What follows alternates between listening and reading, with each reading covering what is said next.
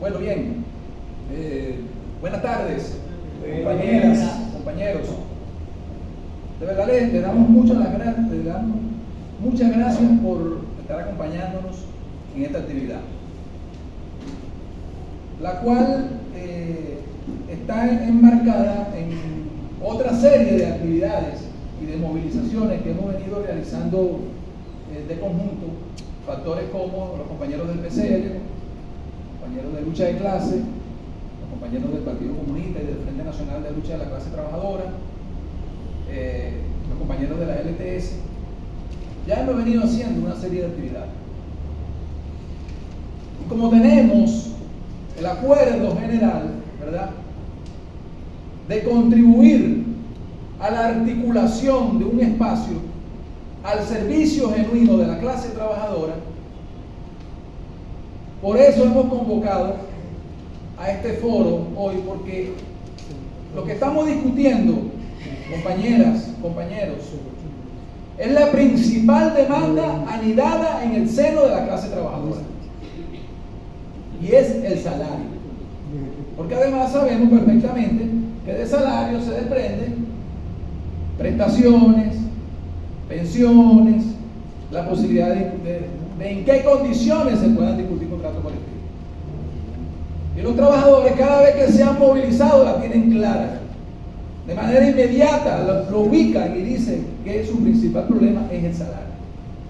Y precisamente la clase trabajadora ha venido dando una pelea, como ya algunos compañeros lo han dicho, pero una pelea muy desigual. Y esa pelea desigual tiene sus explicaciones, porque la clase trabajadora está desorganizada, está desarticulada, está disgregada y está a merced no solamente de un gobierno como el gobierno de Nicolás Maduro, sino que también está a merced del patrón privado y está a merced de las burocracias sindicales todas.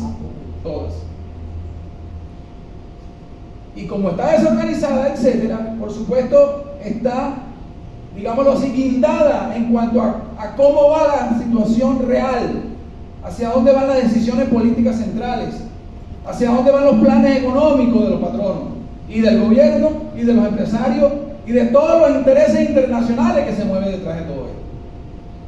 Yo al respecto, entonces, quiero permitirme rápidamente hacer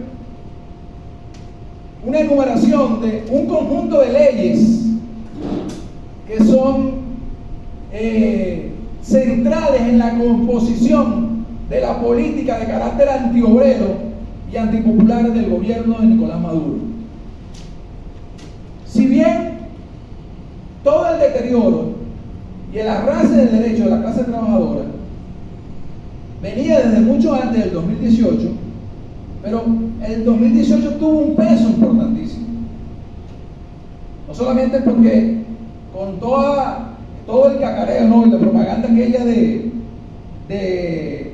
el famoso plan de recuperación y prosperidad económica con la emisión del memorando 2792, etcétera, ¿verdad?, sino porque, por ejemplo, entre 2017 y 2018 se dio o se dictó la Ley Constitucional de Inversión Extranjera Productiva, dictada desde eso que llamaron ellos la Asamblea Nacional Constituyente.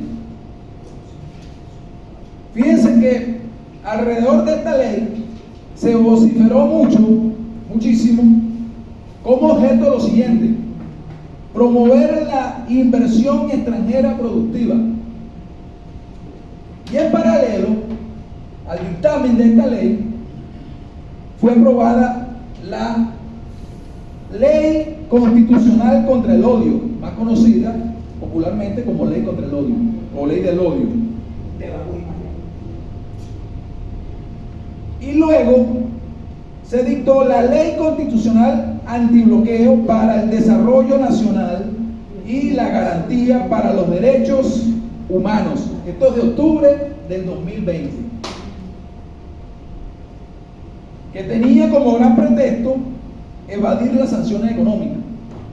Por cierto, que Maduro aseguraba que había redactado él mismo. esta ley. Bueno, usted se puede reír, amigo Euse, pero sí lo digo. Bueno, y más reciente, compañeras, compañeros, tenemos la Ley Orgánica de Zonas Económicas Especiales, promulgada en julio de 2022.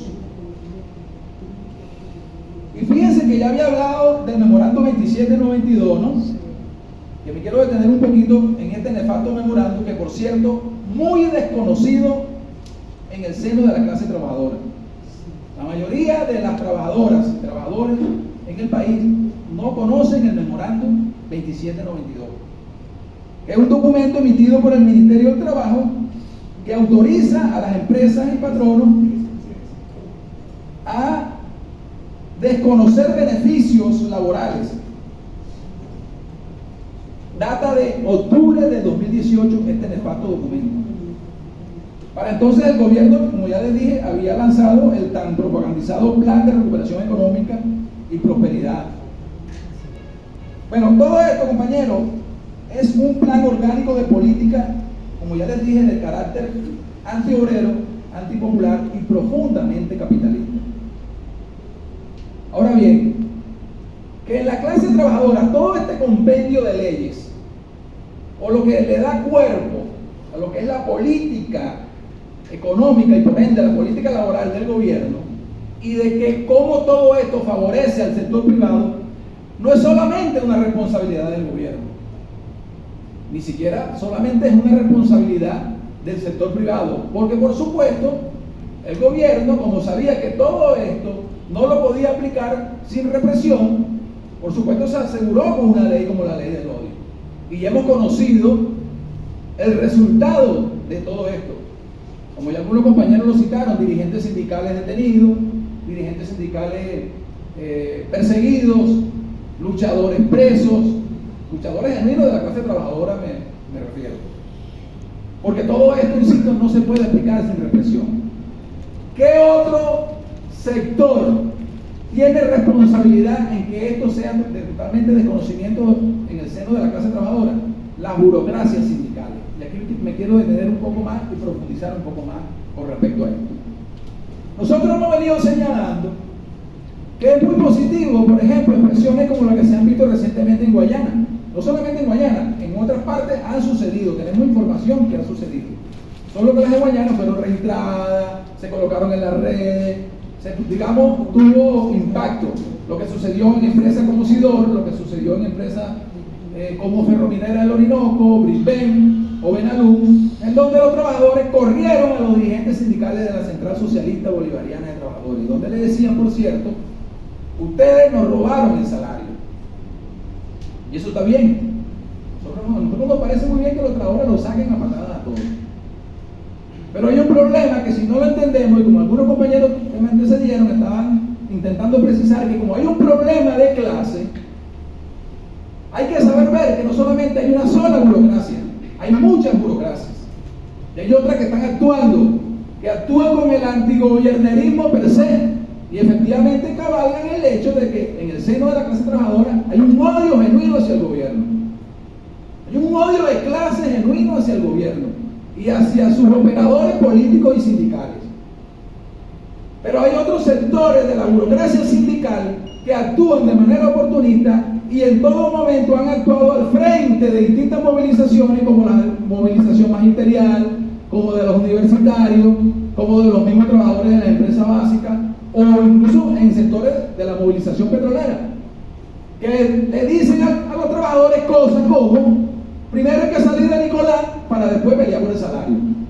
O le dicen a los trabajadores, no tienen ningún tupe de decirle frente a la cámara incluso, de que no todos los empresarios son malos, de que hay empresarios buenos, que los malos son los que están con el gobierno. Los malos son los jefes de cámara, porque ahora aplauden al gobierno, pero hay otros empresarios que son chéveres. Es decir, le dicen a los trabajadores que hay que aliarse con un sector empresarial en la lucha por sus derechos, para recuperar sus derechos. Y eso es una farsa. Y es muy nocivo eso, compañeras, compañeros. Y si nosotros queremos levantar un genuino espacio de lucha para la clase trabajadora, tenemos que decir estas cosas. ¿Cuántos minutos te quedan? 4, ok. Tenemos que decir todas estas cosas, porque le tenemos que decir a los trabajadores y a las trabajadoras que también es de suma importancia sacarnos esa losa de encima, esa losa conocida como burocracias sindicales. Muchos de estos dirigentes sindicales, ustedes saben quiénes son. Se propagandizan a través de los medios porque los partidos políticos que están detrás de ellos, Voluntad Popular, Primero Justicia, AD, Fuerza Vecinal, el partido de María Corina Machado, todos ellos, como tienen recursos, le ponen los medios de comunicación y salen y han proyectado su figura a través de los medios y ya no tienen espacio donde sí que tienen pretensiones electorales, porque en todo momento ese ha sido su plan. La señora Elsa Castillo, por ejemplo, que se popularizó muchísimo aquí, ya dijo que aspira a ser candidata presidencial. Ese no es el problema, obviamente ese no es el problema, cada quien puede tener sus aspiraciones. El problema es que han cabalgado la lucha de los trabajadores para eso. Y por eso cuando los trabajadores han salido no han podido discutir un plan para recuperar el salario y los otros derechos a fondo, porque tienen estas trancas. Porque los que militan en partidos políticos como los que ya mencioné no están para desarrollar una lucha a fondo para recuperar el salario, porque sus jefes también son empresariales, porque sus jefes también son empresarios. ¿Quién dijo que María Corina, que tiene una operadora que actúa en el seno del magisterio, le interesa que la lucha de los trabajadores se desarrolle cuando ella es empresaria? Si ella está muy bien con el salario que está, es pura plusvalía para ella y para todos los empresarios en general. Entonces no podemos seguir siendo parte de esa farsa, de ninguna forma. Hay que decirle a los trabajadores todas estas cosas. Hay que confrontar al gobierno de Maduro, hay que confrontar al sector empresarial privado, porque no hay que confundirse entre salario y bono. Una cosa, el sector privado, por supuesto, el gobierno nos puso una bandeja como mano de obra semiesclava que se dan el lujo de coger qué cantidad de bono nos pagan, pero es bono, no es salario. Son bonos que no tienen incidencia salarial, no repercuten en las prestaciones, no repercuten en trabajadores que tienen años y años. Cuando los despiden, cuando los echan, se van con la miseria de salario que sabemos cuál es. Todos pagan miseria, sector patrón privado, patrón público paga salario. Y estos operadores sindicales todos, como que son unos esquiroles, como los de la Central Socialista Bolivariana de Trabajadores, por un lado, pero todos estos otros, es un problema enorme y que tenemos que empezar a resolverlo de manera genuina nosotros los trabajadores. Entonces, en ese sentido, para cerrar, porque me quedan 2 minutos, es de vital importancia todo esto. Tenemos que contribuir, compañeros. Nosotros no tenemos una fórmula mágica. Hemos intentado muchas cosas, pero hasta ahora estamos cabalgando una derrota. Eso es la realidad. Lo que sí queremos es que, la pregunta que tenemos que hacernos, ¿hay posibilidad de revertirla o no? Por supuesto que hay posibilidad de revertirla, porque además la mirada nuestra, nuestro horizonte no se puede reducir simplemente a nuestra frontera. Hay que saber cómo la clase obrera mundial se está movilizando.